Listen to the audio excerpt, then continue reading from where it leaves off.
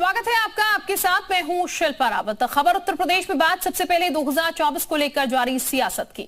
सपा का कहना है कि बीजेपी 2014 में सत्ता में जैसे आई थी 2024 में उसकी वैसे ही विदाई होगी। अखिलेश ने कहा कि 2024 में पीडीए, पिछड़े, दलित, अल्पसंख्यकों की एकता एनडीए गठबंधन पर भारी पड़ेगी। लेकिन अखिलेश की इस हुंकार पर बीजेपी ने और बसपा ने पलटवार किया। मायावती ने सपा पर ट्वीट कर निशाना भी साधा।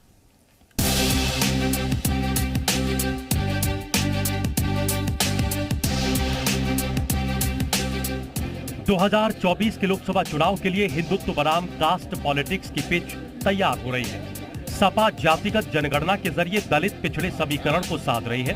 इस वर्ग से यूपी में अकेले 45% वोटर्स आते हैं। यही वजह है कि सपा मुखिया अखिलेश यादव जातिगत जनगणना को लेकर सड़क से सदन तक मुखर हैं।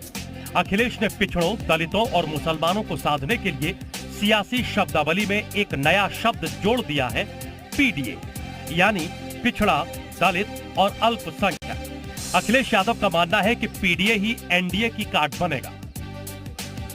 एनडीए के मुकाबले मैंने कहा पीडीए, और मैंने कहा पिछड़े, दलित, अल्पसंख्यक, मुसलमान भाई, क्योंकि सबसे ज्यादा भेदभाव इनके साथ हो रहा है। मैंने किसी को एक्सक्लूड नहीं किया, सबको शामिल करते हुए कहा और कहा कि 80 हटाओ, भाजपा हटाओ।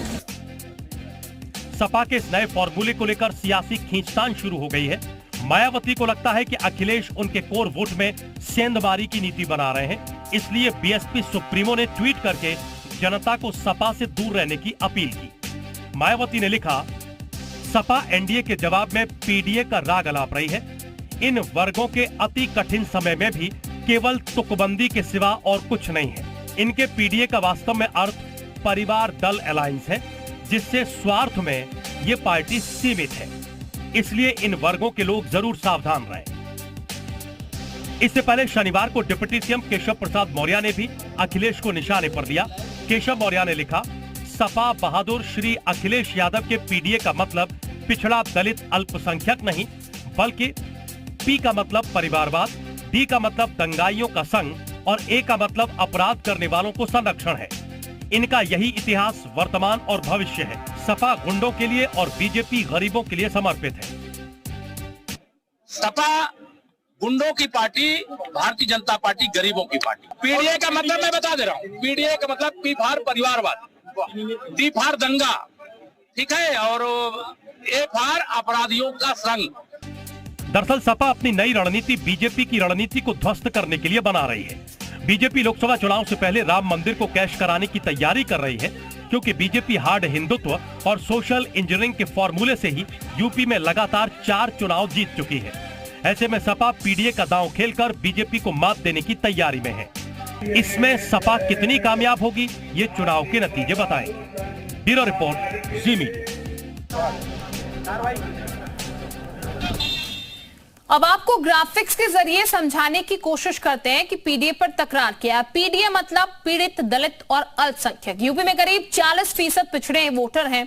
ऐसे में SC/ST वोटरों की संख्या करीब 22% है। मुसलमानों की करीब संख्या 19% है। ये हम आपको पूरा ग्राफिक्स के जरिए बता रहे हैं। यूपी में करीब 40% पिछड़ा है। इसके अलावा SC/ST वोटरों की अगर बात करते हैं तो देखिए SC/ST वोटर जो है आपके वो 22% है, हम आपको बता रहे हैं। इसके अलावा अगर बात की जाए तो यहां पर मुसलमानों की संख्या करीब 19% है।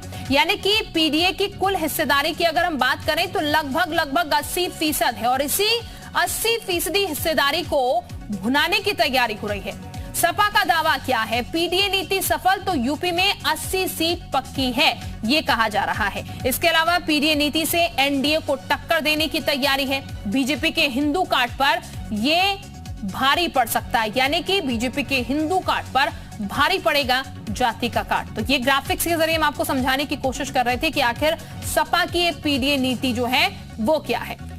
बहरहाल हम